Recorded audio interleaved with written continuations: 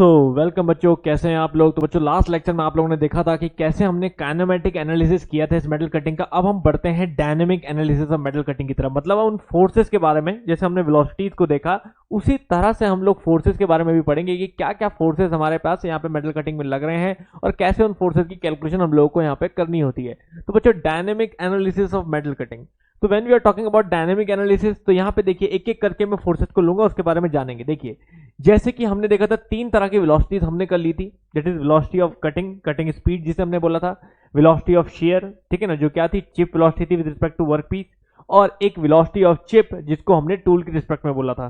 तो यह हमने रिलेटिव वेलोसिटी तीन तरह की देखी थी। ऐसे ही बच्चों आज डायनेमिक एनालिसिस में तीन तरह के फोर्सेस लेते हैं। There are three type of forces involve. तो मेनली तीन तरह के फोर्सेस इन्वॉल्व होते हैं, लेकिन अगर उनके कंपोनेंट की बात करेंगे तो फिर वो ही 6 फोर्सेस बन जाएंगे। तो यहां पे सबसे पहले हम बोले that is called cutting force, cutting force, ठीक है ना। सेकंड हम लोग बोले यहां पे that is called friction force या shear force, shear force, and the third one is called friction force. इस तरह से बच्चों तीन फोर्सेस जो हैं वो यहाँ पे इन्वॉल्व होंगी, जिसको हम कटिंग फोर्स Fc बोलेंगे, शेयर फोर्स Fs बोलेंगे, एंड फ्रिक्शन फोर्स इसको सिर्फ हम F बोलेंगे, ठीक है ना। तो इन तीन फोर्सेस को हम लोग देखेंगे बच्चों किस तरह से ये फोर्सेस हमारे लग रहे हैं, ठीक है ना। यहाँ पे थोड़ा सा फोकस आउट हो रहा है बार बार, ठीक है। अब ठीक है, तो यहाँ पे हम देखेंगे बच्चों ये तीन तरह के फोर्सेस जो है हमारे किस तरह से लग रहे हैं हमारी मेटल कटिंग में। तो यहाँ पे एक एक करके उठाते हैं। तो सबसे पहले मैं बात करूंगा कटिंग फोर्स की। देखिए जब हमारा टूल जो है इस तरह से, हमारा जो है टूल वर्क पीस को टच कर रहा है और वर्क पीस से जो चिप है हमारा वो इस तरह से रिमूव हो रहा है, ठीक है ना। वर्क पीस से जो हमारा चिप है वो कुछ इस तरह से रिमूव हो रहा है। तो हमने इस तरह की कुछ सेटिंग्स देखी थी, ठीक है ना। तो अब यहां पे मैं बात करूं तो सबसे पहले हम कटिंग फोर्स की बात कर रहे हैं बच्चों।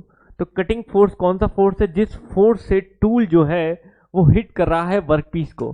तो देखिए कटिंग हो रही है इस डायरेक्शन में, तो ऑब्वियसली बात है कटिंग फोर्स भी इसी डायरेक्शन में लगेगा। और जब कटिंग फोर्स आप देख रहे होगे, कटिंग फोर्स हॉरिजॉन्टल प्लेन के साथ डायरेक्ट तो नहीं लग रहा है, वो क्या कर रहा है, कुछ एंगल बना रहा है, यहाँ पे सम क्लियरेंस एंगल के साथ लग रहा है। तो जब फोर्स किसी एंगल के साथ लगेगा तो एक कंपोनेंट ऐसे और एक कंपोनेंट ऐसे, मतलब रिजल्टेंट फोर्स तो ऐसे जा रहा है।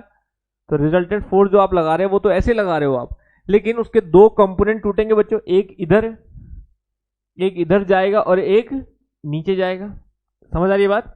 एक फोर्स भाई आप किसी एंगल पे लगा रहे हो, सीधी बेसिक सी मैकेनिक्स है बच्चों। अगर हम फोर्स टूल का किसी एंगल पे लगा रहे हैं तो वो है हमारा रिजल्टेंट फोर्स, और उसके दो कंपोनेंट टूट रहे हैं, एक हॉरिजॉन्टल और एक वर्टिकल। तो जो उसका हॉरिजॉन्टल कंपोनेंट है वही हमारा कटिंग फोर्स कहलाता है, और जो उसका वर्टिकल कंपोनेंट है उसको हम लोग Ft थ्रस्ट फोर्स कहते हैं। तो याद रखिएगा बच्चों, जब हम कटिंग फोर्स की बात करते हैं तो कटिंग फोर्स रिजल्टेंट फोर्स का दो कंपोनेंट निकल के आते हैं, जिस रिजल्टेंट फोर्स को हम लोग बोलते हैं Fc² प्लस Ft², जिसमें Fc जो है हमारा वो कटिंग फोर्स कहलाता है और Ft जो है हमारा वो थ्रस्ट फोर्स कहलाता है। Ft उन दोनों का रिजल्टेंट जो है वो R कहलाएगा, द रिजल्टेंट फोर्स। तो ये चीज का ध्यान रखिएगा बच्चों। पहला हमने एक कटिंग एक्शन लिया जिसके अगेंस्ट एक कटिंग फोर्स और एक थ्रस्ट फोर्स। तो हमारे लिए जो मेटल कटिंग में फोर्स इन्वॉल्व है वो हमारा कटिंग फोर्स है, ठीक है ना। Force involve in metal cutting, force directly involved in metal cutting. समझ आ रही है बात। तो ये समझना तो हर एक के लिए आई थिंक बहुत आसान हुआ, इतना तो सबके समझ में आ गया है। नाउ अब मैं बात करता हूं शेयर के बारे में। क्लियर है यहां तक समझ गए। कटिंग फोर्स, उसके दो कंपोनेंट वो, और थ्रस्ट। थ्रस्ट मतलब क्या हुआ, झटका। जो झटका महसूस करेगा टूल ऐसे में, जो इधर को अपने एक्सियल डायरेक्शन में जो झटका महसूस करेगा उसको हम लोग थ्रस्ट फोर्स बोल रहे हैं यहाँ पे, ठीक है। उन दोनों का रिजल्टेंट हुआ R। नाउ अब देखो हर एक डायग्राम में चेंज करता जाऊंगा बच्चों। अब बात करूं मैं शेयर फोर्स की, ये तो आप समझ गए, लास्ट में सब एक साथ लिखूंगा मैं, ठीक है। अब देखो, अब थोड़ा सा इंपॉर्टेंट यहां पे कैलकुलेशन को समझना है शेयर फोर्स के बारे में। नाउ सेकंड हम बात कर रहे हैं यहां पे शेयर फोर्स की। अब देखिएगा शेयर फोर्स की कैलकुलेशन को आप समझें। देखिए, अब ये मान लीजिए आपका टूल है, ये वर्क पीस है, वर्क पीस में इस तरह से चिप जो है वो रिमूव हो रहा है ऐसे, ये हमारी कटिंग हो रही है बच्चों, शेयर प्लेन बना रहा हूं मैं यहाँ पे। देखिए ये हमारी शेयर प्लेन अलोंग इस तरह से है, जो हमको पता है कि हॉरिजॉन्टल के साथ ये शेयर प्लेन कितना एंगल बनाता है, ये फाई एंगल बनाता है बच्चों। ये हमारा इस तरह से फाई एंगल बनाता है, जिसको हम शेयर एंगल बोलते हैं। इतनी बात समझ में आई? चलिए, तो यहाँ पे ये एंगल बना रहा है फाई, ठीक है। ये हमारा कटिंग फोर्स का डायरेक्शन है, जिसके साथ ये फाई, मतलब direction of motion of tool कह सकते हो आप इसे, that is called direction of motion of tool. इस मोशन में टूल जा रहा है, इस डायरेक्शन ऑफ मोशन में, ये हमारी कटिंग एज है जो शेयर प्लेन पे जाके इस तरह से है। तो ये फाई, तो इधर लग रहा है बच्चों हमारा F S shear force phi angle पे एफ एस। अब देखो ये थिकनेस कितनी है बच्चों, दैट इज अनकट थिकनेस, है ना, कल हमने देखा था, that is your uncut thickness. कितनी थी ये? टी। तो अब इसी प्लेन में अगर आप ध्यान से देखो इस डायग्राम को, तो ये हिस्सा है हमारा अनकट थिकनेस टी, और ये है फाई, और इसको मैं नाम देता हूं ए बी। तो अगर मैं बोलूं कि शेयर फोर्स लग रहा है, तो शेयर एरिया कितना हुआ, area of share, area of share कुछ इतना हुआ बच्चों, ये हुआ सामने वाला एरिया ऑफ शेयर, कुछ इस तरह से, ये हुआ एरिया ऑफ शेयर हमारा, ठीक है। नीचे तक होगा, मैंने थोड़ा 3D में बना दिया इसे, इस तरह से होगा। तो अब देखो, सबसे पहले शेयर फोर्स निकालने के लिए आपको जानना होगा एरिया ऑफ शेयर। ये भी बच्चों पेपर में आ चुका है, एरिया ऑफ शेयर कितना होता है। तो देखिए, आपको समझना होगा अपना एरिया ऑफ शेयर। तो शेयर प्लेन का जो एरिया है, जो मैंने ब्लू वाला बनाया है, that is called share plane area.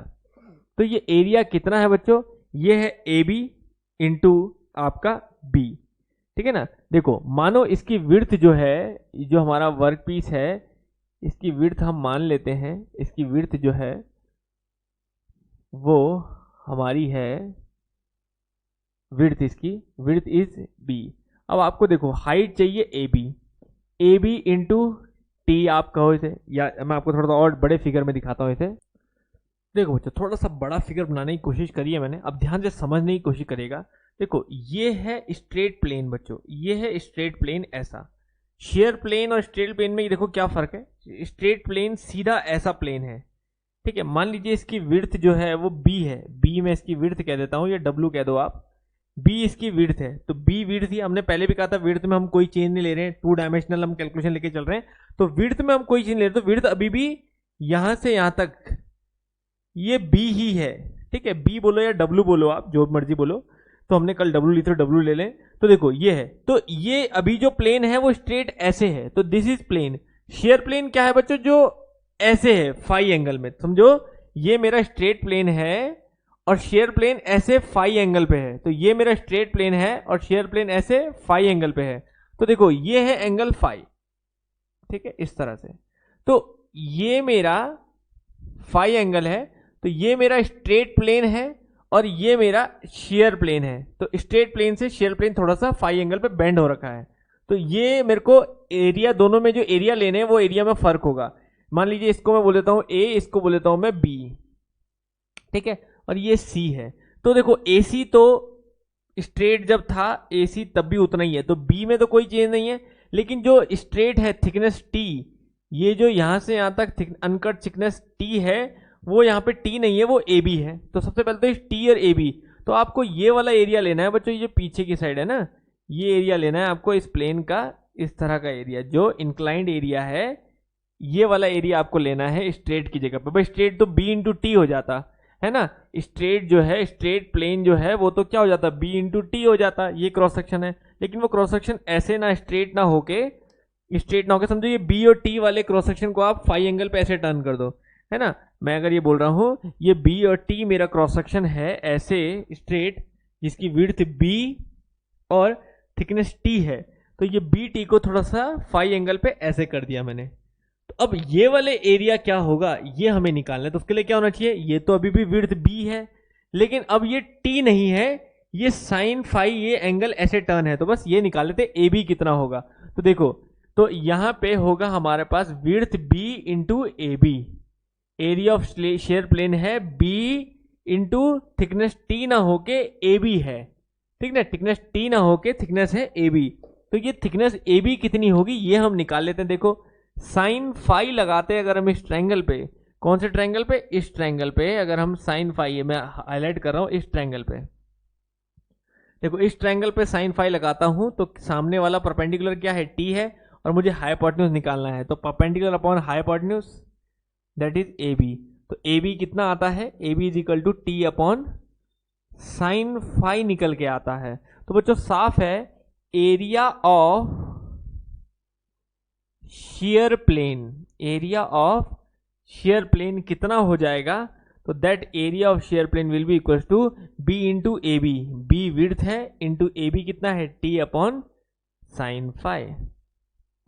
तो बस बच्चों अब ये हमेशा के लिए ध्यान रखिएगा, जब हम स्ट्रेट प्लेन ले रहे हैं तो एरिया है बी इंटू टी, और जब हम शेयर प्लेन ले रहे हैं तो एरिया है B into T upon sine phi, तो area divide by sine phi, simple. तो this is the area of shear plane B T upon sine phi, जिसमें बी विड्थ है और टी अनकट चिप थिकनेस है, ठीक है। तो अब इसी के लिए हम लोग इसी प्लेन पे लग रहा है हमारा शेयर फोर्स, इसी प्लेन पे लग रहा है हमारा शेयर फोर्स एफ है, जिसको हम बोले force along shear plane at angle phi. तो फाई प्लेन पे लगने वाला शेयर फोर्स, भाई प्लेन के पैरेलल होता है फोर्स, तो ये प्लेन ऐसे है ना, तो ये प्लेन ऐसे है फाई एंगल पे, तो इसके ही पैरेलल लग रहा है हमारा शेयर फोर्स, ठीक है। तो इसी के पैरेलल हमारा लग रहा है, तो हमने बोला ये प्लेन हमारा ऐसे है ए बी, इस तरह का प्लेन है हमारा फाई एंगल पे, तो इसी के प्लेन अलोंग लग रहा है बच्चों शेयर फोर्स एफ एस, इसी प्लेन के पैरेलल, शेयर फोर्स ही है पैरेलल टू द प्लेन, तो इसी के पैरेलल लगा एफ एस। तो ऑब्वियसली बात है एफ एस फाई एंगल बना रहा है, तो इसके भी दो कंपोनेंट टूटेंगे, एंगल पे है तो इसके भी दो कंपोनेंट टूटेंगे। तो एक कंपोनेंट एफ एस होता है और एक इसका वर्टिकल कंपोनेंट होता है इसके नॉर्मल टू दी शेयर, तो ये नॉर्मल टू दी शेयर, इस तरह से एक कंपोनेंट आता है that is called normal force F N. तो इन दोनों का रिजल्टेंट जो होगा वो हमारा आर होगा, इनका रिजल्टेंट। तो आर जो रिजल्टेंट यहाँ पे आएगा, रिजल्टेंट बच्चों सेम ही रहेगा सबका, F S square plus F N square, ठीक है ना। तो याद रखिएगा एफ एस शेयर फोर्स है और एफ एन जो है वो normal to shear, normal to shear है, ठीक है ना, इसके 90 डिग्री पे है शेयर फोर्स के, नॉर्मल टू शेयर, इस तरह से। तो ये आपको ध्यान रखना है बच्चों कि एफ एस शेयर फोर्स ऐसे लगेगा, उसके नॉर्मल एफ एन ऐसे लगेगा, उनका रिजल्टेंट जो है वो हमारा निकलेगा आर कुछ। तो ये हमारे शेयर फोर्स भी हुआ। तो क्लियर हो गया बच्चों, हमने दोनों फोर्स देख लिए, कटिंग फोर्स देख लिया, एफ सी हमारा कटिंग फोर्स था, ठीक है, जिसका कंपोनेंट था हमारा नॉर्मल कंपोनेंट था हमारा परपेंडिकुलर कंपोनेंट थर्स्ट फोर्स, और उनका रिजल्टेंट आर, ठीक है। ऐसे ही हमारा शेयर फोर्स है जिसका कंपोनेंट परपेंडिकुलर कंपोनेंट है हमारा एफ एन नॉर्मल फोर्स, और हमारा उसके बाद रिजल्टेंट है आर, सिंपल। तो ये दोनों फोर्स आपने देख लिए, कटिंग फोर्स हमारा straight to the direction of motion लग रहा है, शेयर फोर्स हमारा अलोंग द शेयर प्लेन लग रहा है, मतलब फाई एंगल पे लगेगा, ठीक है ना। अब आते हैं हम थर्ड की तरफ, that is called friction force. बहुत अच्छे से समझोगे बच्चों तो कोई कंफ्यूजन कभी भी किसी तरह के न्यूमेरिकल में इसमें नहीं रहने वाला है।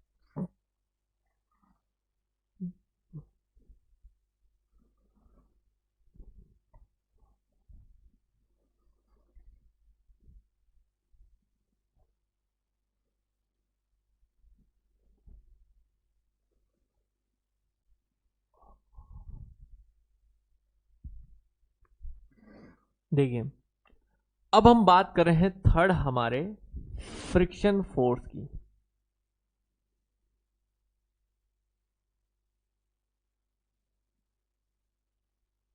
फ्रिक्शन फोर्स, जिसको हम एफ से दिखा रहे हैं। अब देखिए, अब फ्रिक्शन हम किसके किसके बीच ले रहे हैं बच्चों? चिप और किसके बीच में? चिप और टूल।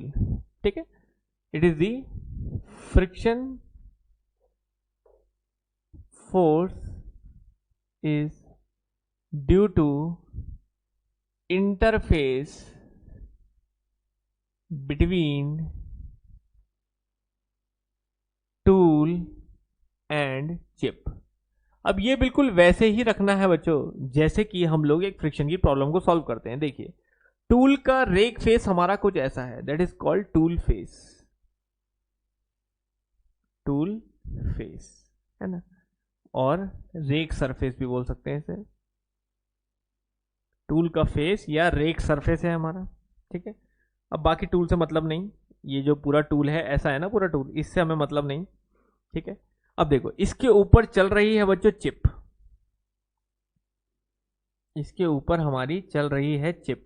तो मैं थोड़ा सा पीस बनाऊंगा चिप का, ताकि एक बॉडी का मोशन समझने के लिए आपको आसानी हो। फ्रिक्शन की प्रॉब्लम, तो एक तरह से क्या हो गई, फ्रिक्शन की इंक्लाइन प्रॉब्लम हो गई है ना। तो आपको पता है ये नॉर्मल परपेंडिकुलर के साथ कितना एंगल बना रही है भाई? ये फेस जो है वो परपेंडिकुलर के साथ कितना एंगल बनाता है? तो ये आप सिंपली जान सकते हैं, है ना भाई। ये फेस जो है, इस परपेंडिकुलर के साथ बताइए, ये फेस जो इंक्लाइंड फेस है वो कितना एंगल बना रहा है? बिल्कुल अल्फा बना रहा है ना, रेक एंगल अल्फा। भाई रेक एंगल ही तो होता है ये, दैट इज अल्फा बना रहा है ये इंक्लाइंड फेस। अब इस पे हमारा कोई जो चिप है वो फ्लो कर रहा है।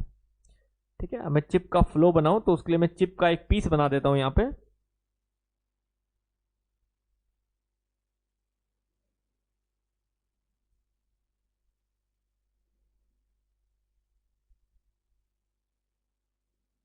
ठीक है, हमने ये चिप बना दी जो इस सरफेस के साथ फ्लो कर रही है।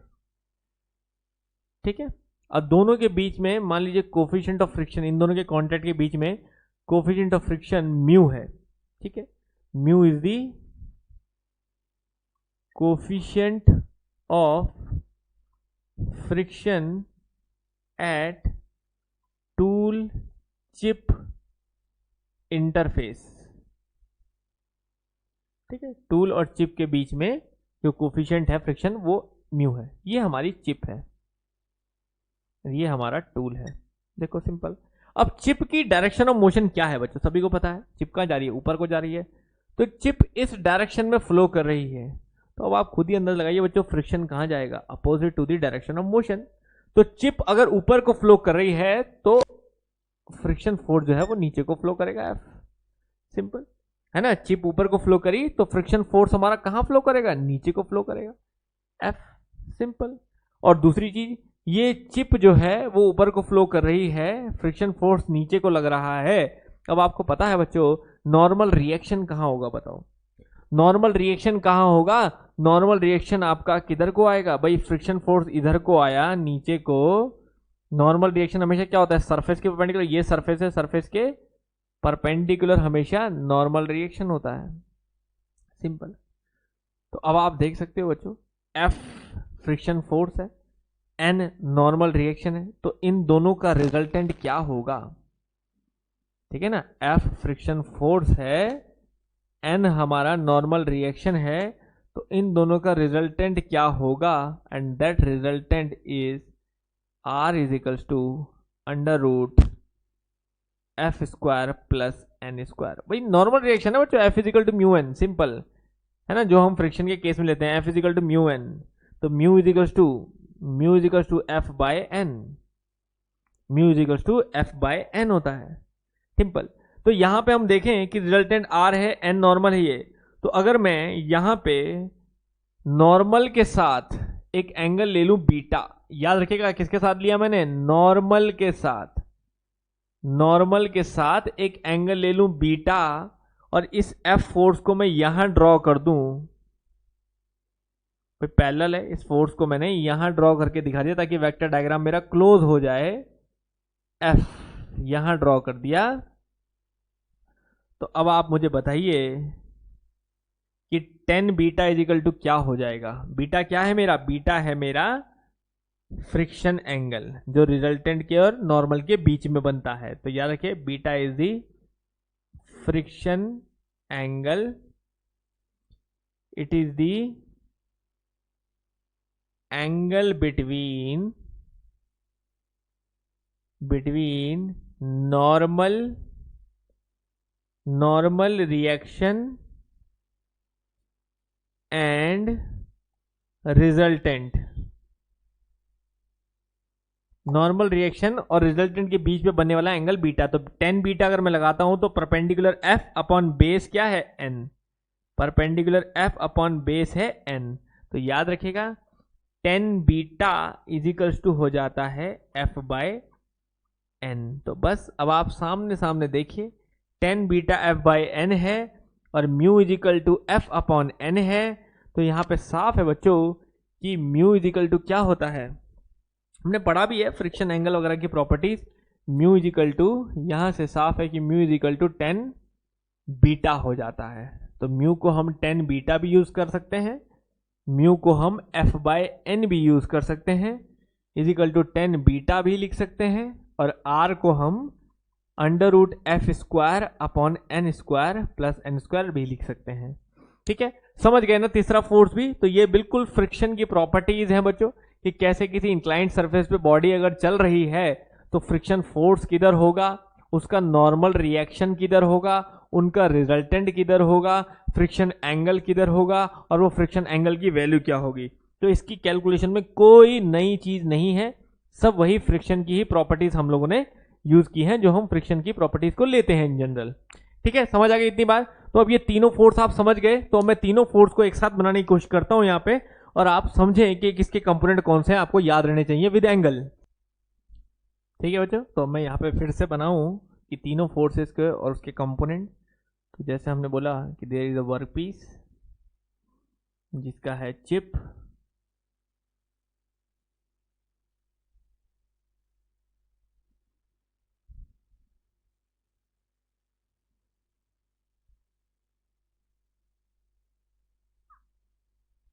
there is a tool,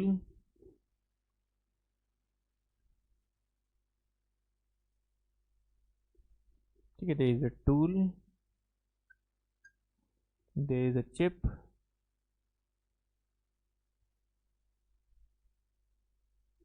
there is a workpiece।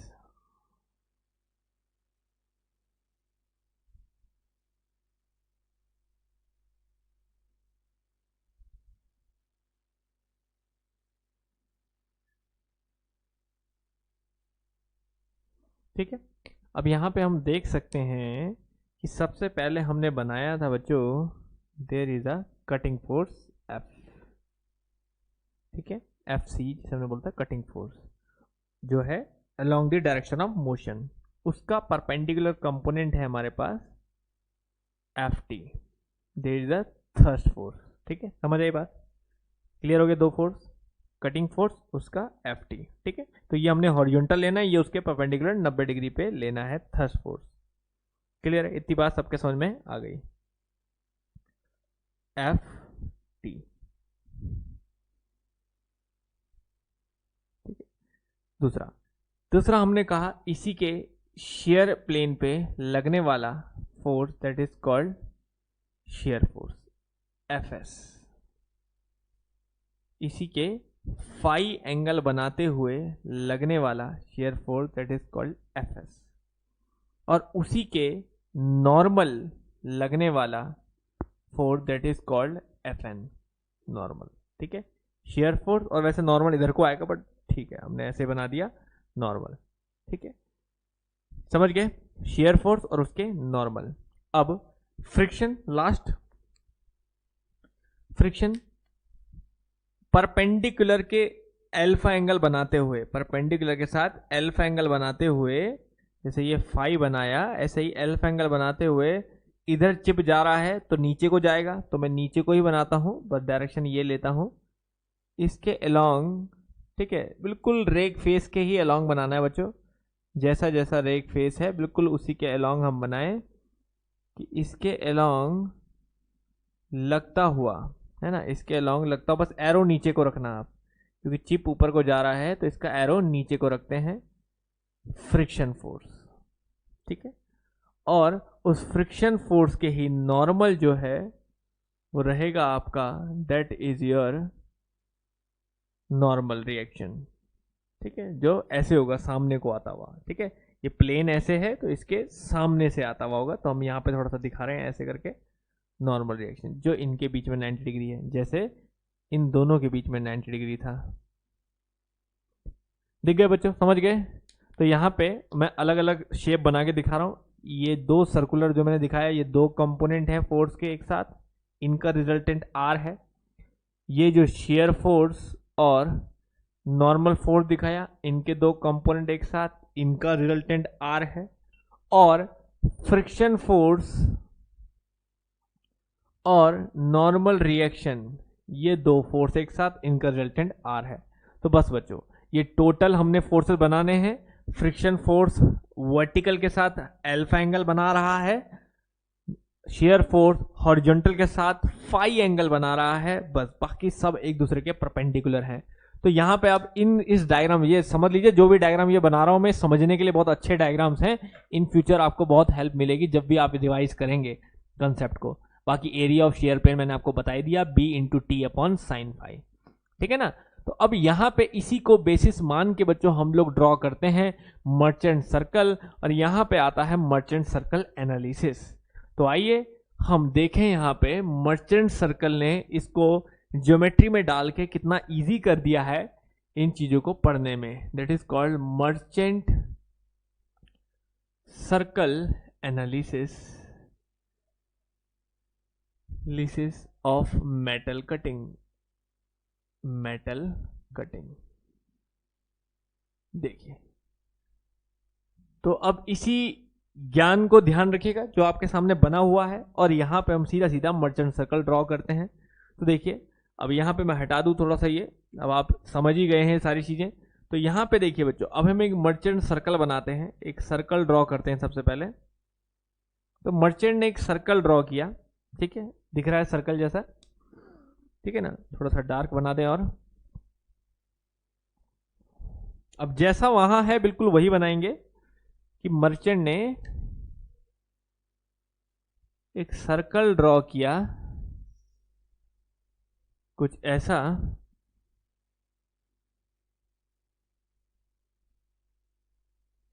ठीक है, एक ऐसा सर्कल ड्रॉ किया। अब उस सर्कल में बच्चों सारे फोर्सेस दिखाए। सबसे पहले हमने कहीं पर टूल को लगा दिया। तो मान लीजिए हमने यहां पे कहीं अपना टूल अटैच कर दिया, पहले इधर इस पॉइंट पे मान लीजिए मेरा टूल लगा है। तो अब आप वो सारी चीजें देख सकते हैं स्टार्ट करने के लिए। देखिए, अब टूल यहां पे लगा है बच्चों, तो सबसे पहले कौन सा फोर्स है? कटिंग फोर्स, सीधा स्ट्रेट। तो यहां से सीधा लगेगा टूल की डायरेक्शन ऑफ मोशन की तरफ हमारा कटिंग फोर्स। तो यहां पे मैंने स्ट्रेट लगा दिया मेरा कटिंग फोर्स। समझ गए? कोई दिक्कत नहीं, क्लियर है? नाउ कटिंग फोर्स के परपेंडिकुलर लग रहा है थ्रस्ट फोर्स, ठीक है। तो कटिंग फोर्स के ही थोड़ा सा इसे और ऊपर लेते तो ज्यादा मजा आता, बनाने में आसानी होती। थोड़ा सा मैं ऊपर बना रहा हूं बच्चों इसे, ताकि परपेंडिकुलर भी ड्रॉ हो सके। तो मैंने कहीं हल्का सा यहां बनाया टूल को, ठीक है। थोड़ा सा टूल को हम यहां ले रहे हैं,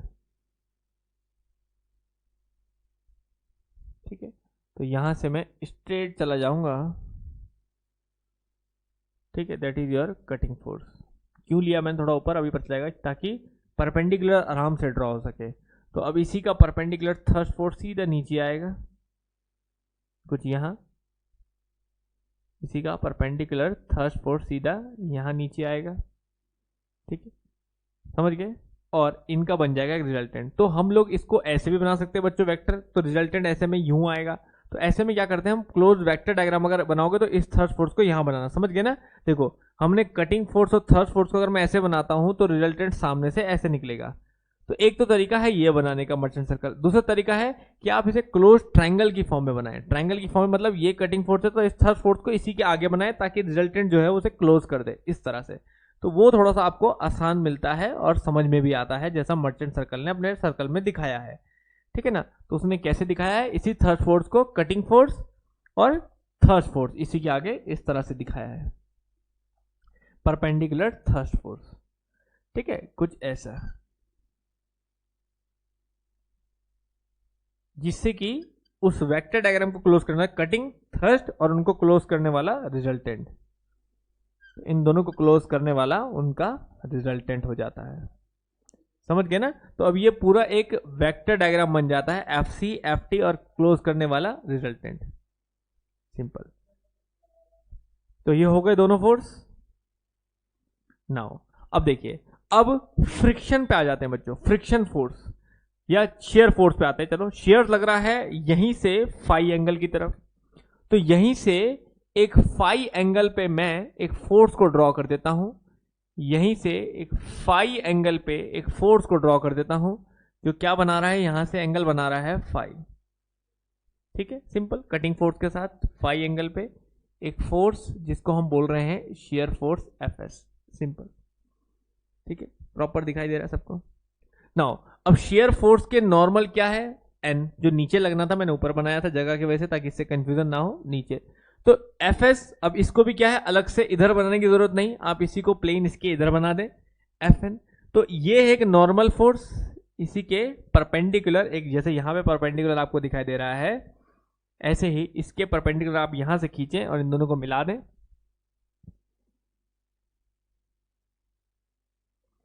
ठीक है ना, इसी के परपेंडिकुलर हमने यहां से खींचा और यहां पे हमारा आ गया बच्चों, that is your normal force, अंदर बनाए थे, that is your normal force F N.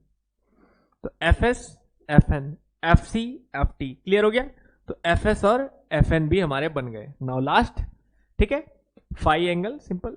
और लास्ट हमारा फ्रिक्शन फोर्स। फ्रिक्शन फोर्स हमने क्या बोला, डाउनवर्ड को लगेगा, लेकिन किसके साथ, परपेंडिकुलर के साथ अल्फा एंगल। अब देखो, वेयर इज परपेंडिकुलर, पहले तो देखें ये परपेंडिकुलर कहां है, ये रहा परपेंडिकुलर। अब देखिए, परपेंडिकुलर के साथ ये है रेक एंगल अल्फा, तो इस परपेंडिकुलर के साथ रेक एंगल, अब इसी डायरेक्शन में जैसा टूल का डायरेक्शन है, ऐसे ही टूल के डायरेक्शन में हमारा जो है वो फ्रिक्शन एंगल जाएगा। तो बिल्कुल टूल के ही डायरेक्शन में आप नीचे ले लें फ्रिक्शन फोर्स, तो टूल के ही डायरेक्शन में हमने नीचे ले लिया हमारा फ्रिक्शन फोर्स डाउनवर्ड। ठीक है, क्योंकि चिप ऊपर जा रहा है तो टूल के लगे, तो ये अल्फा है, तो नीचे कर दें, तो मीन्स ये अल्फा होगा, सिंपल। अब फ्रिक्शन फोर्स के नॉर्मल रिएक्शन था, ठीक है ना, फ्रिक्शन फोर्स के है नॉर्मल जो है वो रिएक्शन था, तो मतलब इन दोनों के बीच में भी 90 डिग्री है, ये है हमारा नॉर्मल रिएक्शन। तो इस तरह से बच्चों यहां पे डायनेमिक इक्विलिब्रियम स्टैब्लिश करवाया हमारे मर्चेंट ने।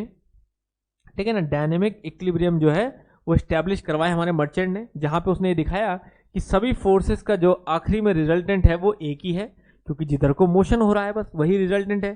ठीक है ना, तो यहां पे हम देख सकते हैं, ठीक है, तो यहां पे हम देख सकते हैं बच्चों कि चाहे वो फ्रिक्शन फोर्स उसका नॉर्मल हो, दिस इज द रिजल्टेंट, चाहे वो कटिंग फोर्स उसका थर्स्ट फोर्स हो, दिस इज द रिजल्टेंट, चाहे वो शेयर फोर्स उसका नॉर्मल फोर्स हो, इसका रिजल्टेंट ये आर। तो रिजल्टेंट सबका आर का मतलब है there is a dynamic equilibrium, सबका रिजल्टेंट कुल मिला के एक ही है।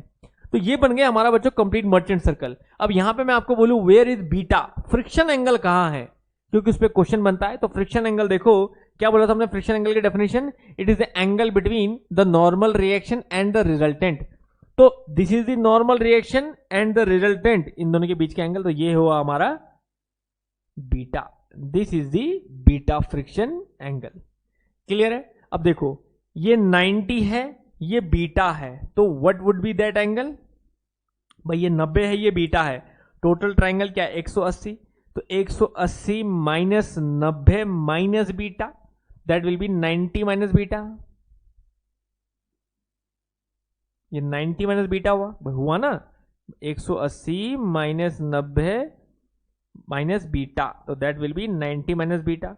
अब देखो ये 90 माइनस बीटा है, ये अल्फा है, तो बताओ बच्चों ये एंगल क्या होगा, बताइए ये एंगल क्या होगा भाई। ये प्रॉपर देखो, इसे थोड़ा ब्लू पेन से दिखाऊं मैं आपको। इसको आप प्रॉपरली अगर देखें तो ये 90 डिग्री दिखाई दे रहा है आपको, है ना। ये 90 डिग्री है, तो 90 डिग्री को हम कैसे लिख रहे हैं, 90 डिग्री इजिकल्स टू, इसको मैं कुछ x बोल देता हूं, तो 90 को हम कैसे लिख रहे हैं, x plus 90 minus beta plus alpha, ऐसे लिख रहे हैं। तो क्या होगा, 90 से 90 कैंसिल, तो x is equals to beta minus alpha. तो ये एंगल होता है बच्चों बीटा माइनस एल्फा। इन सब की जरूरत पड़ती है हमें न्यूमेरिकल में, ठीक है ना, that is beta minus alpha. बस नाउ ये मर्चेंट सर्कल का हमारा डायग्राम कंप्लीट होता है। अब आप बस कैलकुलेशन के लिए इसको किसी भी तरीके से आप समझें तो आपको बहुत इजीली समझ भी आ जाएगा, और हर कैलकुलेशन में हर क्वेश्चन को आप यहाँ पे कर भी सकते हैं। तो आइए डिफरेंट केसेस ट्राई करते हैं और समझते हैं कि क्या रिजल्ट्स इसके हमारे पास आते हैं। तो दो ऐसे रिजल्ट हैं बच्चों जो बड़े एक्सेप्शनल रिजल्ट हैं और आपको पेपर में पूछे जाते हैं। तो आता हूं मैं पहले उन दो रिजल्ट की तरफ। तो अब इधर वाला हिस्सा जो है वो हटा देते हैं, ठीक है ना भाई। इससे बेहतर तो नहीं समझ सकते आप, जहां तक मेरा ख्याल है। इससे बेहतर तो मर्चेंट खुद ही आए, तभी ज्यादा बेहतर आपको समझा सकता है ये बना कैसे है, ठीक है। नाउ अब देखिए, अब यहां पे मैं केस नंबर 1 लेता हूं बच्चों, केस नंबर 1 लेता हूं। अगर पेपर में कभी कोई केस आए तो क्या स्टैंडर्ड केस आता है, जैसे मैं देख सकता हूं कई पेपर में भी आया है, गेट ईएस जैसे पेपरों में तो आया ही है, लेकिन इन जनरल भी आपसे पूछता है क्या। केस नंबर 1 कहता है if alpha is 0, if alpha is equal to 0, अगर मैं रेक एंगल को कहता है 0 लेता हूं तो बताइए किस तरह का मर्चेंट सर्कल आपको नजर आता है। तो देखिए, अब रेक एंगल 0 करने का मतलब है कि इस टूल को यहां पहुंचा देना, ये स्ट्रेट हो जाना, और फ्रिक्शन फोर्स कैसे लगेगा, सीधा नीचे। तो देखिए अगर मैं रेक एंगल 0 लेता हूं तो सर्कल कुछ क्या चेंजेस मर्चेंट सर्कल में आते हैं देखिएगा। रेक एंगल 0 मतलब this is the tool, tool जो है वो कुछ इस तरह का है, अल्फा जो है वो 0 है। तो मतलब फ्रिक्शन फोर्स, बाकी सब तो देखो वही रहेगा अपनी जगह, मतलब शेयर फोर्स में कोई फर्क नहीं है, ठीक है। शेयर की तो भी बात ही छोड़ दो। कटिंग फोर्स में कोई फर्क नहीं, कटिंग फोर्स सीधा ही है FC, ठीक है। नॉर्मल फोर्स अपना वही लगेगा FT, thrust force sorry, cutting force, thrust force और रिजल्टेंट, इनमें कोई चेंज नहीं देख रहे हैं आप, ठीक है। कटिंग फोर्स, थर्स्ट फोर्स कोई चेंज नहीं, ठीक है। लेकिन फ्रिक्शन फोर्स कैसे हो गया, सीधा स्ट्रेट नीचे अलोंग द रेक फेस ही होता है, तो सीधा नीचे आएगा, यहां टकराया, that is F friction force, और उसका नॉर्मल जो है वो सीधा यहां टकराएगा, दैट इज, थोड़ा सर्कल मेरा बढ़िया बन गया ज्यादा, चलो खैर, दैट इज ऑन दैट क्या, दैट इज नॉर्मल N और दैट इज रिजल्टेंट। अब आप यहां पे देख सकते हैं बच्चों कि अगर फ्रिक्शन मेरा सीधा नीचे आता है अल्फा 0 पे और ये 90 डिग्री है, ये 90 डिग्री है, तो ये कैसी शेप बनती है। इसको देखने में आपको हो सकता है ये स्क्वायर लगे, स्क्वायर नहीं है, ये रेक्टेंगल है। क्यों, स्क्वायर के लिए तो साइड्स भी बराबर होनी चाहिए ना, साइड्स बराबर नहीं है, ये चीज आप ध्यान रखिए। Sides are not equal. कौन सी साइड्स इक्वल है, बस आमने सामने वाली साइड्स इक्वल है, मतलब FC जो है वो N के बराबर है और F जो है वो FT के बराबर हो जा रहा है, क्योंकि ये भी हॉरिजॉन्टल लाइन है, ये भी हॉरिजॉन्टल, ये भी वर्टिकल, ये भी वर्टिकल, तो इन दोनों की दूरी बराबर हो गई। तो ऐसे में याद रखिए बच्चों, अगर अल्फा 0 है इस केस में, so then it forms a rectangle, ठीक है, it forms a rectangle and F friction force is equal to FT thrust force and normal force is equal to FC cutting force. तो इससे क्या होता है कि अगर आपको पेपर में पूछता है what is the coefficient of friction, coefficient of friction की वैल्यू आपसे पूछे और आपको F और N ना दे लेकिन T और C दे, तो आप F और N यहां से भी निकाल सकते हैं, thrust force upon cutting force से भी म्यू जो है वो आप फाइंड कर सकते हैं, ये आपको ध्यान रखना है। Then that can be the formula to find coefficient of friction. तो कोफिशिएंट ऑफ फ्रिक्शन सिर्फ mu is equal to F upon N होता है, तो सिर्फ एफ अपॉन एन से ही नहीं, आप यहां से भी निकाल सकते हैं F T upon F C से। तो ये एक सबसे बड़ा केस होगा, ठीक है ना, क्योंकि यहां पे ये रेक्टेंगल बनाते हैं, ठीक है ना। सेकेंड केस नंबर 2,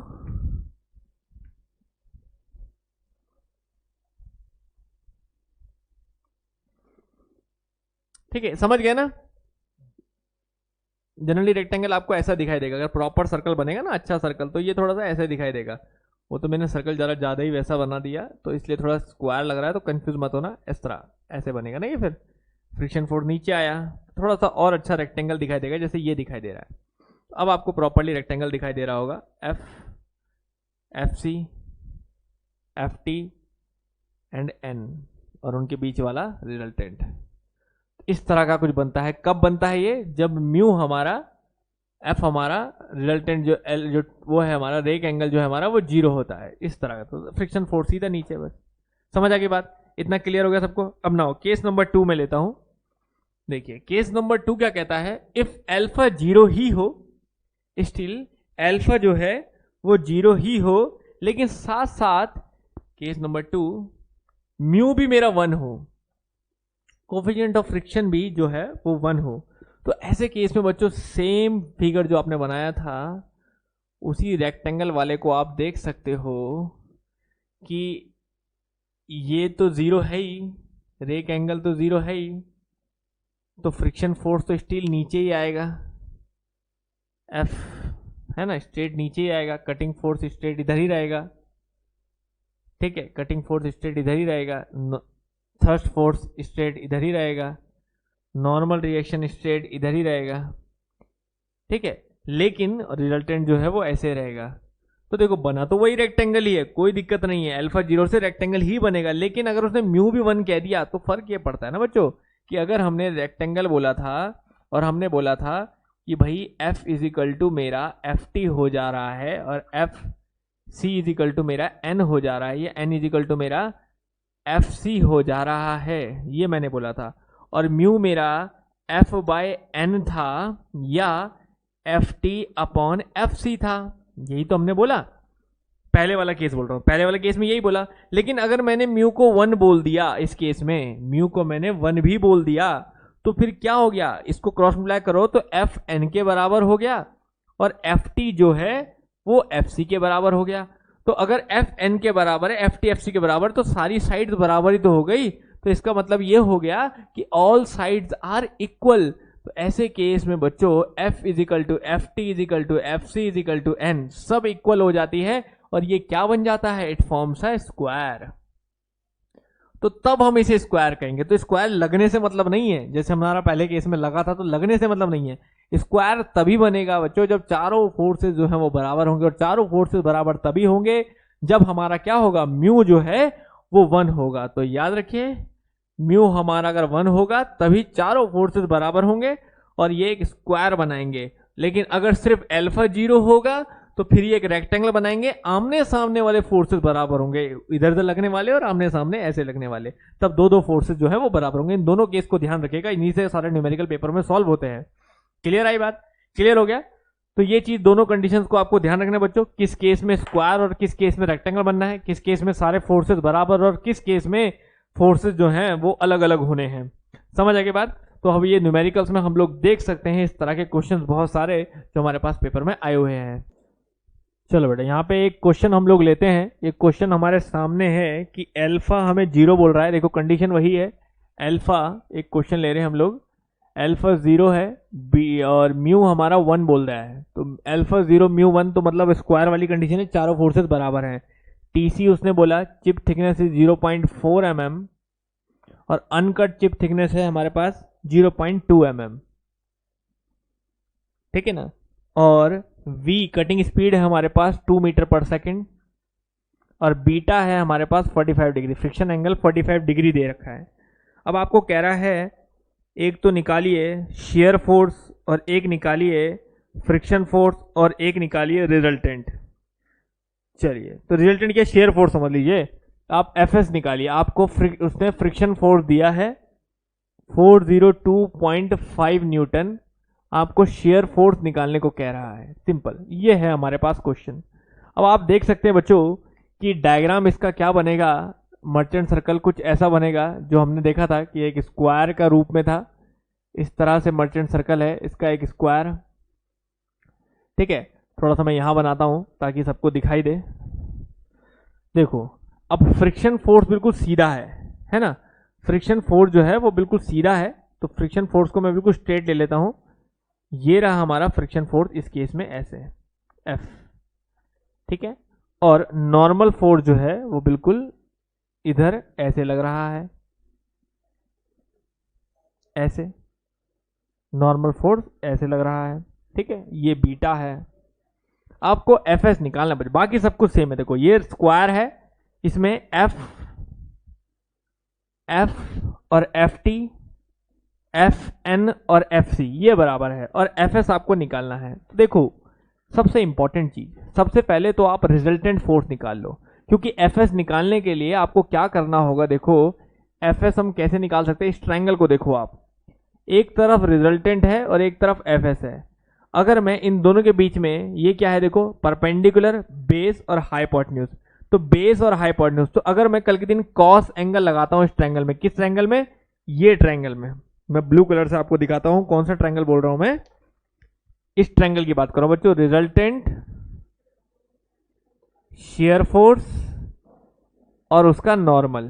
देखिए, इस ट्रायंगल के बीच में अगर मैं कॉस लगाता हूं, कॉस किसका, इस एंगल का। अब ये एंगल क्या है, five plus beta minus alpha, इसलिए तो निकाला था ना मैंने पहले, five plus beta minus alpha.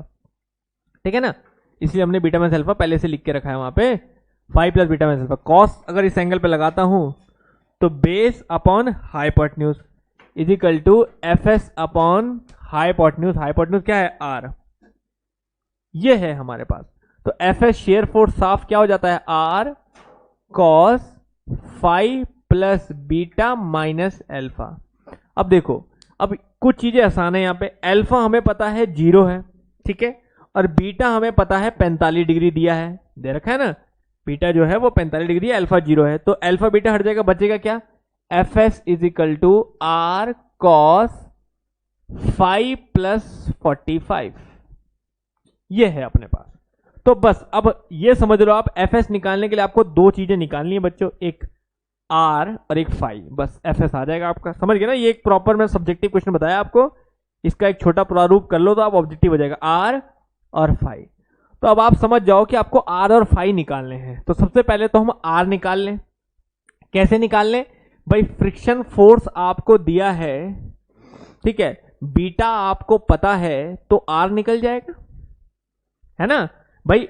Beta perpendicular सामने वाला, परपेंडिकुलर हाइपोटेन्यूज, तो साइन बीटा लगा दें, साइन बीटा लगा दें अगर इस ट्राइंगल में, नीचे वाले ट्राइंगल में, तो sine beta is equal to perpendicular upon hypotenuse is R, तो R is equal to F upon sine beta. Put कर दो, R is equal to F है हमारे पास 402.5 और साइन बीटा है साइन 45 विच इज 1/√2, तो आर इज इक्वल टू आ जाता है 402.5√2। तो आर सॉल्व करें, कितना आ रहा है ये 402.5√2। चलो सॉल्व नहीं कर रखा है यहाँ पे, तो कोई बात नहीं, ऐसे लिख देते हैं इसे, न्यूटन। अभी पुट कर देंगे जब एक साथ करेंगे। रिजल्टेंट आ गया। अब बात है हमारे पास फाई की।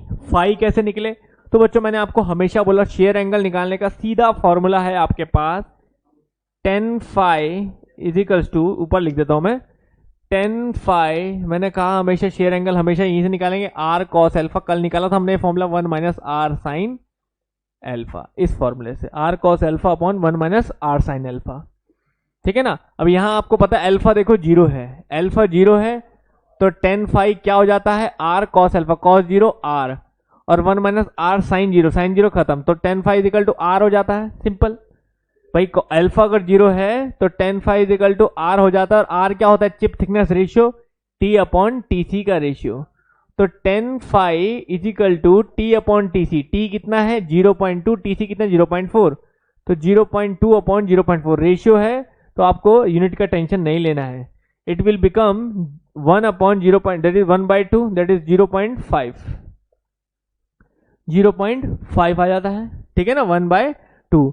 तो phi is equal to 10 inverse of 1/2 आप निकालते हो तो फाई यहाँ पे कितना आ जाता है आपके पास, फाई आ जाता है बच्चों 26.56, फाई आ जाता है 26.56 डिग्री, ये आ जाता है फाई।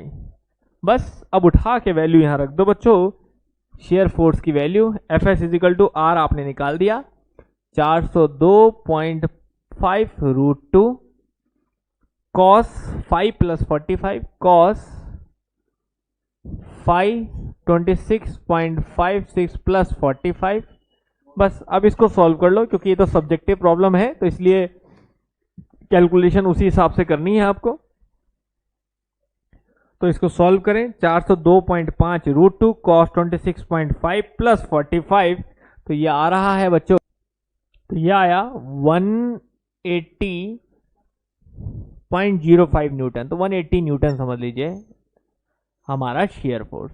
तो फ्रिक्शन फोर्स अगर 402.5 न्यूटन लग रहा है तो शेयर फोर्स हमारा 180 न्यूटन हो जाता है, ठीक है। कभी कभी छोटे छोटे ऑब्जेक्टिव क्वेश्चन आते हैं कि ये 402 है और अल्फा 0 है, म्यू 1 है, तो बताइए एफ सी क्या होगा। तो भाई एफ सी भी 402 ही होगा, क्यों, एफ सी भी तो 402 ही होगा ना भाई, स्क्वायर है, स्क्वायर में एफ सी 402 ही होगा, एफ टी 402 ही होगा, एन 402 ही होगा, सब 402 ही होंगे, ठीक है ना। ये चारों फोर्स इक्वल होंगे क्योंकि आपका अल्फा 0 है और म्यू 1 है।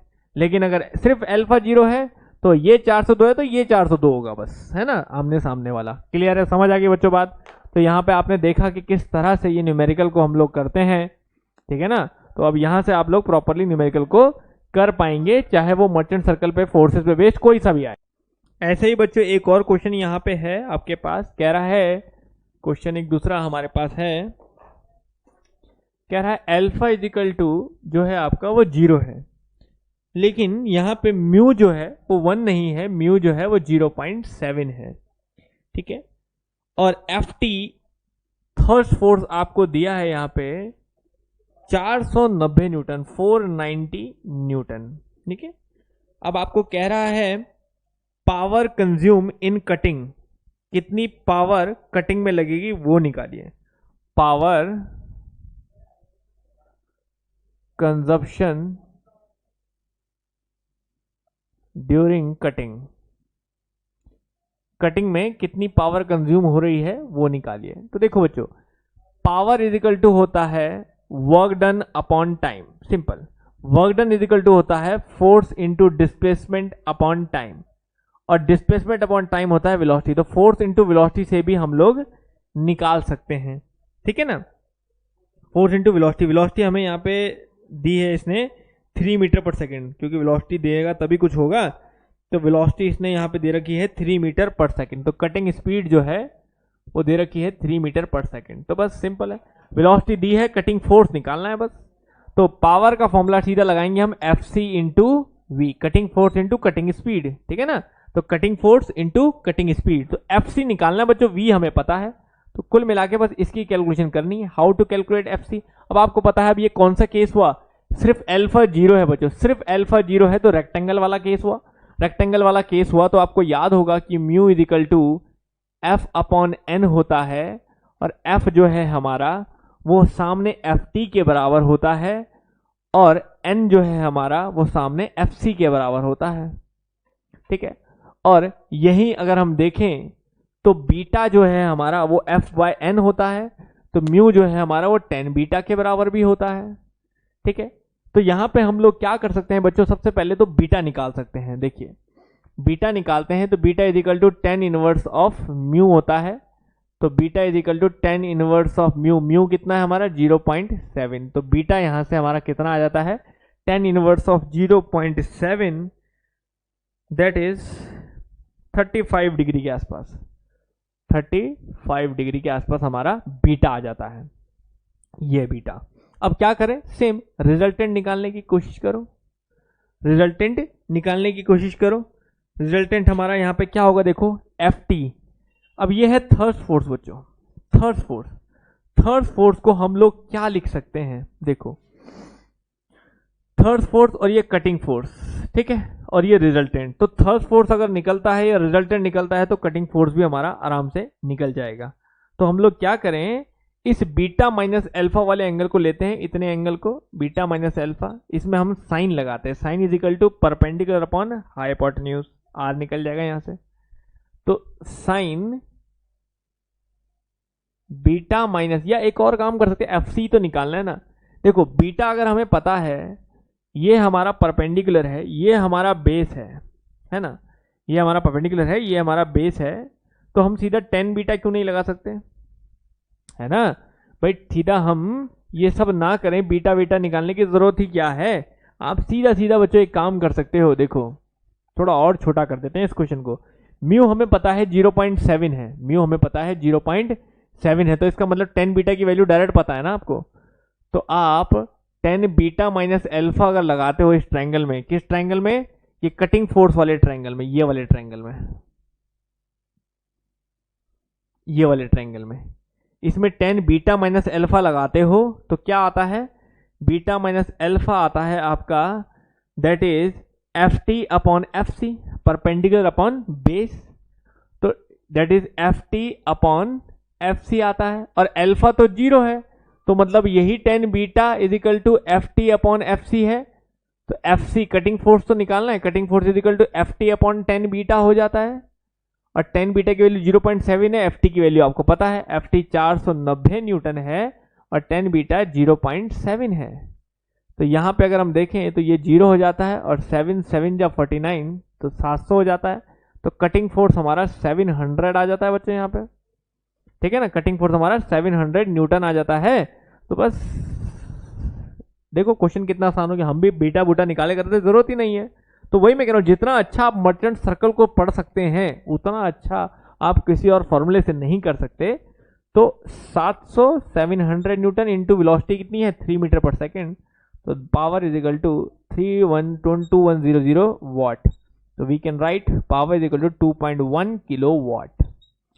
तो कटिंग करने के लिए इस केस में 2.1 किलोवाट पावर जो है हमारी वो कंज्यूम होती है, जो आपके पास यहाँ पे आंसर दिखाई दे रहा है साफ। क्लियर है बच्चों, समझ आ गया कैसे किया हम लोगों ने। तो बस यहाँ पे आप इस तरह से कोई भी न्यूमेरिकल को कर सकते हो, ठीक है। अब मैं आपको यहाँ पे थोड़ी सी एक और थ्योरी चीज और बता देता हूँ। अब ये समझ लो जो बच्चों मर्चेंट थ्योरी है ना, उसके पीछे कई सारे एजम्पशंस भी हैं। यहाँ पे जो मर्चेंट थ्योरी लगाई है हम लोगों ने, वो कई सारे एजम्पशंस को इन्वॉल्व करके है। जैसे वो कहता है the work material behaves like an ideal plastic, work material behaves like an ideal plastic, work material जो है वो आइडियल प्लास्टिक की तरह बिहेव करना चाहिए, पहली बात। दूसरा, जो इस एनर्जी है, इस एनर्जी में जो भी ये थ्योरी है, इस थ्योरी में हमारी कटिंग थ्योरी में जो एनर्जी लगेगी वो मिनिमम एनर्जी होगी, मतलब जो मिनिमम एनर्जी में चीज टूट जाए या डिफॉर्म हो जाए वो एनर्जी हम लोग यहाँ पे लेके चलते हैं। The theory involves minimum energy principal, the theory involves minimum energy principal. ऐसे कुछ एजम्पशंस है बच्चों, क्यों बता रहा हूं मैं एजम्पशन, अभी देखते हैं, ठीक है। थर्ड एजम्पशन क्या कहता है, थर्ड एजम्पशन कहता है जो शेयर स्ट्रेस और बीटा है, एंगल फ्रिक्शन एंगल हमारा, वो एज्यूम टू बी कांस्टेंट, उसको हम tau S and beta are assume to be constant, इसको हम चेंज नहीं करेंगे बार बार, इसको हम लगभग कांस्टेंट मानेंगे। मतलब किससे चेंज नहीं करेंगे, it is independent of phi, shear angle के साथ साथ ये चेंज नहीं होगा, it is independent of phi, shear stress का वैल्यू भी और बीटा भी, जबकि ये ऐसा पॉसिबल नहीं है प्रैक्टिकली, ठीक है ना। इसके इसीलिए इसको हम सिंगल शेयर प्लेन थ्योरी बोलते हैं। It is based on single shear plane theory, it is based on single shear plane theory, ठीक है ना। और जो डिफॉर्मेशन होगी हमारी वो हमने क्या ली थी, अभी आपको मैंने बताया था, द डिफॉर्मेशन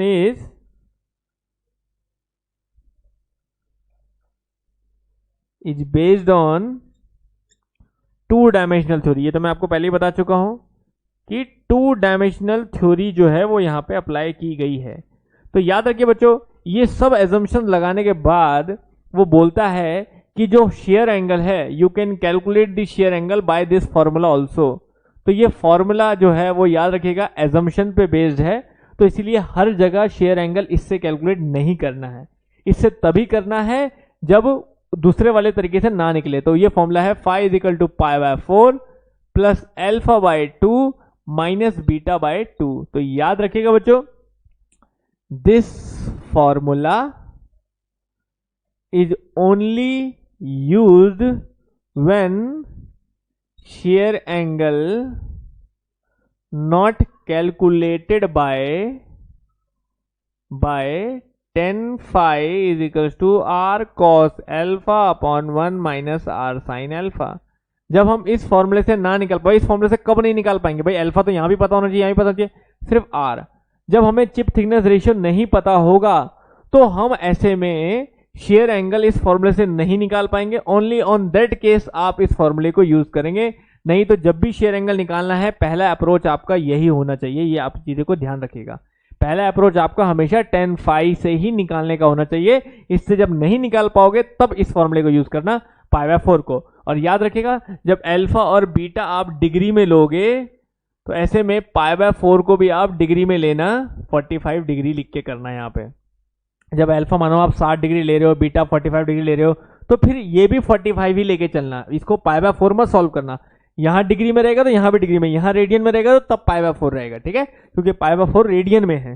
तो जब डिग्री में लिखोगे तो फिर वो भी डिग्री में 45 डिग्री लेके ही आपको सॉल्व करना होगा, ठीक है ना। तो ये है हमारा एक मर्चेंट थ्योरी के हिसाब से ये एंगल। ऐसे ही बच्चों कई सारी थ्योरी है मेटल कटिंग की जो डिफरेंट एंगल के बारे में बताती है कि कैसे शेयर एंगल को कैलकुलेट करना है।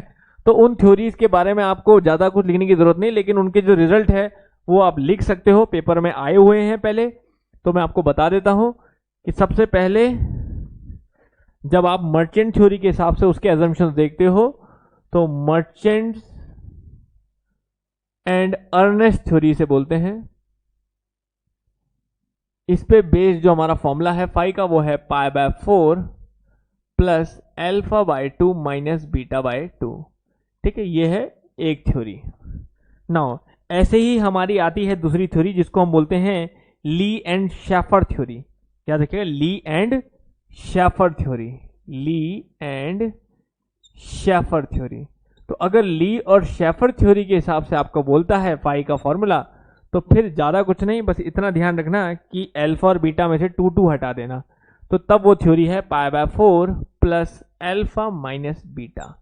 That theory is called Lee and Shaffer theory. तो बच्चों पेपर में अगर आया तो सीधा सीधा बस यही रिजल्ट पूछा जाएगा, ली एंड शेफर थ्योरी के हिसाब से इक्वेशन क्या है। एक होती है स्टैबुलर थ्योरी। स्टैबुलर थ्योरी क्या बोलती है, तो अब इन दोनों में से किसी एक में, सिर्फ अल्फा में आप 2 लगा देना, बीटा से हटा देना, तो phi is equal to pi by 4 plus alpha by 2 minus beta. तो ये सबके अपने अपने निकालने के रिजल्ट है बच्चों। आपको न्यूमेरिकल सिर्फ या तो इसी से आएगा, ठीक है ना, या जो थ्योरी हमने पहले पढ़ी है उसी से आएगा, बस बाकी आपको टेंशन लेने की जरूरत नहीं है। तो बस इसी पे आपको बच्चों पूरा डायनेमिक एनालिसिस आपका बेस्ड है। बस इतनी चीजें आपको डायनेमिक एनालिसिस में ध्यान रखनी है। इसके अलावा जो है वो सारा का सारा थ्योरेटिकल पोर्शन है, ठीक है ना। न्यूमेरिकल आपका टोटल इस कंटेंट से हो जाएगा। इसके बाद हम 2 चीजों पे आएंगे, एक तो टाइप्स ऑफ चिप देखेंगे, बस 3 टॉपिक बचे हैं बच्चों इसके, types of chip, heat generation और आपका ये that is called tool life. बस तो आज ही हम लोग ये कंप्लीट करने की कोशिश करेंगे जल्द से जल्द, और उसके बाद चलेंगे नेक्स्ट सब्जेक्ट की तरफ। बट यहाँ पे इसे समझ लीजिए ग्राइंडिंग एक पोर्शन है, वो मशीनिंग में हम लोग को लेना है, ठीक है ना। पर कटिंग से जो सिंगल पॉइंट कटिंग टूल है वो इन 3 टॉपिक के साथ पूरा हो जाएगा। तो thank you very much guys, enjoy your studies.